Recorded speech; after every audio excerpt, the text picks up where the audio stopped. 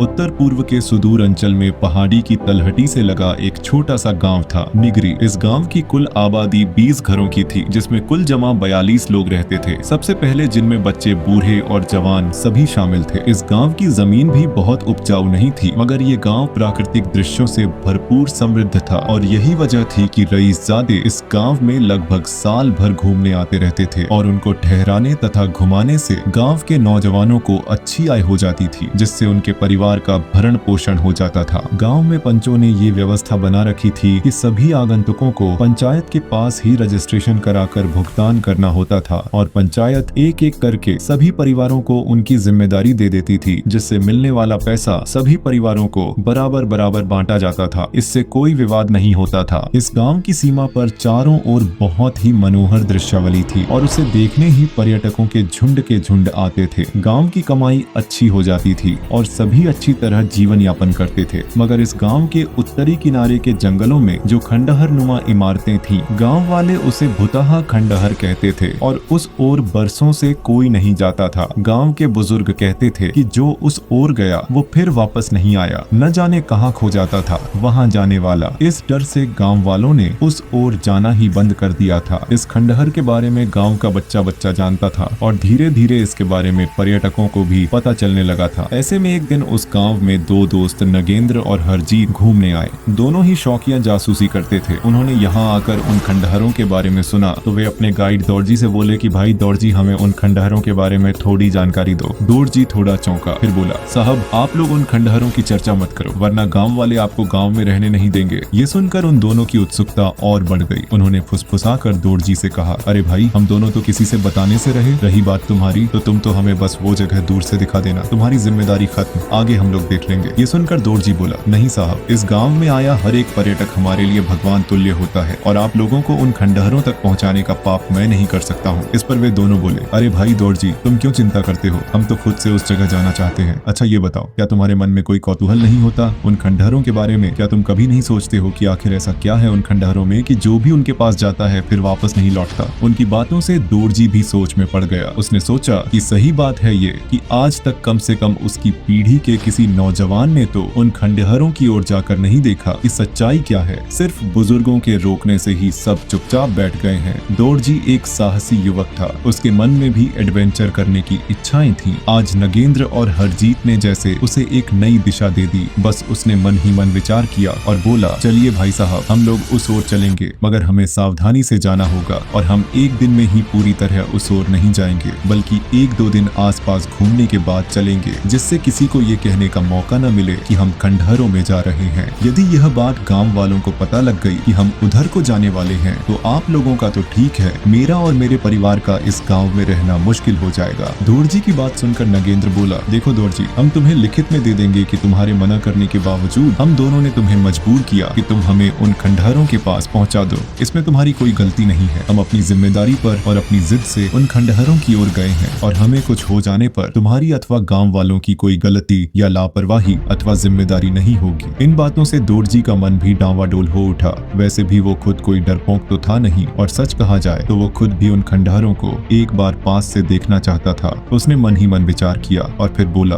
ठीक है साहब, मैं तैयार हूँ, मगर मेरे ख्याल से हमें सरपंच जी को व्यक्तिगत रूप से उधर जाने की जानकारी दे देना चाहिए, क्योंकि एक तो वे हमारे गाँव के सर्वे सर्वा हैं और मेरे विचार से वे खुद भी उन खंडहरों का रहस्य जानने की मन ही मन इच्छा रखते हैं, मगर समाज के सामने कहने को डरते हैं। दौड़जी की बात सुनकर नगेंद्र ने ही कहा, चलो फिर हम उन्हें सूचित कर दें कि हम कल वहां जाना चाहते हैं। वे तीनों सीधे सरपंच जी के घर पहुंचे। सरपंच जी उसी समय पूजा करके उठे थे और प्रसन्न मुद्रा में थे। तीनों ने उनका अभिवादन किया। उन्होंने भी मुस्कुराकर उत्तर दिया और बोले, स्वागत है। हरजीत ने आगे बढ़कर उनसे हाथ मिलाया। फिर नगेंद्र भी आया। उन्होंने उन लोगों को बैठने को कहा और अंदर चाय लाने को आवाज लगाई। वे दोनों उनके बैठने के बाद सामने पड़े तख्त पर बैठ गए। नगेंद्र ने ही बात शुरू की और उस स्थान के प्राकृतिक दृश्यों की सराहना करते हुए गांव वालों के व्यवहार की भी तारीफ की। सरपंच जी ने उन लोगों के निवास स्थान की जानकारी ली। फिर बोले, अब बताएं आप लोग मुझसे क्यों मिलने आए हैं? सुनकर हरजीत ने बात शुरू की। वो बोला, सरपंच जी, यहाँ के प्राकृतिक दृश्य तो सचमुच कमाल के हैं, मगर हम दोनों थोड़ा खोजी प्रवृत्ति के हैं और यहाँ आकर जंगल के उन खंडहरों के बारे में सुनकर हम एक बार वहाँ जाने की इच्छा रखते हैं। हमने ये बात दौड़जी को कही तो उसने मना कर दिया। तब हमने सोचा कि आपसे अनुमति लेकर वहाँ जाएंगे। अब नगेंद्र बोला, महोदय हमने उस जगह के बारे में सब सुन लिया है, इसके बावजूद हम वहाँ जाना चाहते हैं, इसलिए वहाँ जाने से पहले हम आपको लिखित में दे जाएंगे कि हम अपनी जिद और मर्जी से वहाँ जा रहे हैं और इसके जो भी परिणाम होंगे उसके लिए सिर्फ हम उत्तरदायी होंगे, इसकी गाँव वालों पर कोई जिम्मेदारी नहीं होगी। सुनकर सरपंच जी सोच में डूब गए। दोनों दोस्त उनसे लगातार विनती करते रहे। आखिर उन्होंने कुछ सोचकर उन्हें वहाँ जाने की अनुमति दे दी। साथ ही कहा कि देखो बेटे, आप लोग मेरे बेटे की उम्र के हो, इस लिहाज से मैं सिर्फ एक बात कहूंगा कि अपने साथ एक एक भगवान की छोटी तस्वीर जेब में जरूर रख लेना और हो सके तो खुशबूदार अगरबत्ती भी रख लेना, बाकी भगवान तुम्हारी सहायता करे। सरपंच जी से अनुमति लेकर वे तीनों चले आए। आकर उन्होंने उस दिन आसपास घूमने के बाद जल्दी लौटकर अगले दिन खंडहरों की ओर निकलने की तैयारी कर ली। लौटते वक्त वे तीनों के लिए एक एक छोटी भगवान जी की तस्वीर और खुशबूदार अगरबत्ती तथा लाइटर भी ले आए। साथ ही उन्होंने तीनों के लिए तेज रोशनी वाली पॉकेट टार्च और कुछ मोमबत्तियां भी खरीद ली। सब तैयारी करके वे डेरे पर लौटे और अगले दिन सुबह जल्दी निकलने का तय करके उन्होंने दोरजी को विदा किया। अगले दिन सुबह वे लोग जल्दी ही निकल पड़े। दोरजी नाश्ता और लंच सब पैक करवा के ले आया था। पानी बोतल का एक पूरा क्रेट भी साथ ले लिया गया था। वे लोग निकल पड़े। हालांकि उन्हें शाम तक लौट आने की उम्मीद थी, मगर फिर भी हरजीत ने कहा, हमें कुछ ड्राई फ्रूट्स और चिप्स वगैरह भी रख लेना चाहिए, हो सकता है रात देर हो जाए लौटने में। सब सामान लेकर वे तैयार हुए और निकल पड़े। लगभग 2 घंटे में वे जंगल के भीतरी हिस्से में बने उन खंडहरों तक पहुंच गए। वे देखने में बाहर से किसी बड़ी हवेली के भग्नावशेष जैसे लगते थे, जिसके आसपास शायद घुड़साल रही होगी, क्योंकि वहाँ खंडहर एक नहीं 2 थे, एक मुख्य इमारत और एक अस्तबल जैसी बनावट का खंडहर। वहाँ पहुंचकर उन्होंने चाय पी। फिर दोरजी ने बताना शुरू किया कि उसने अपने दादाजी से सुना था कि लगभग 100 वर्ष पूर्व इस क्षेत्र के जागीरदार की हवेली होती थी और उस हवेली के आखिरी वारिस चौधरी रसिक नारायण जागीरदार थे, जो नाम के अनुरूप ही रसिया थे। सारी जागीर में जो भी महिला उन्हें पसंद आ जाती उसे अपनी आगोश में लेकर वासना पूर्ति उनका सबसे प्रिय काम था और इसमें जिसने भी विरोध किया उसे जान से हाथ धोना पड़ता था। ऐसा ही एक वाकया हुआ था जो इस हवेली के उजड़ने की मुख्य वजह बना था। नगेंद्र और हरजीत मनोयोग से सारा किस्सा सुन रहे थे।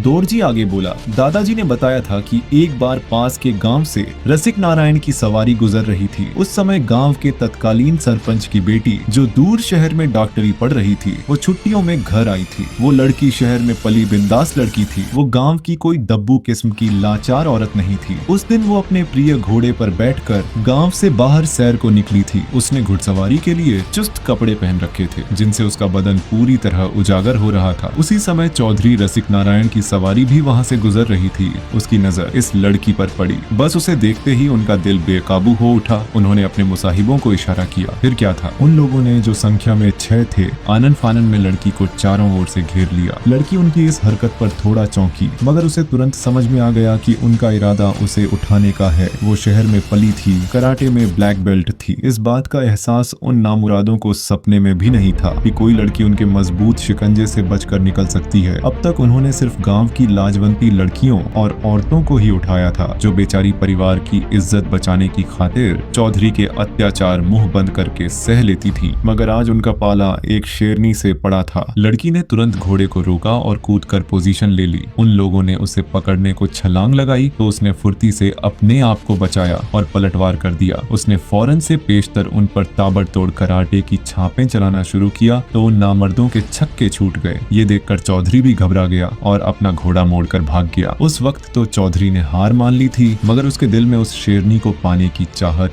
और भी बढ़ गई थी। वो बदला लेने की फिराक में रहने लगा। चौधरी ने आगे उस लड़की को हासिल करने के लिए कौन सी चाल चली और फिर कैसे उसके परिवार का सर्वनाश हुआ, हवेली क्यों खंडहर हो गई, ये सब जानने के लिए इस वीडियो को लाइक करें और चैनल को सब्सक्राइब करें ताकि मैं तुम्हारे लिए इसका सेकंड पार्ट ला सकूं। तो आज के लिए इतना ही, मिलते हैं अगले वीडियो में। तब तक के लिए बाय बाय।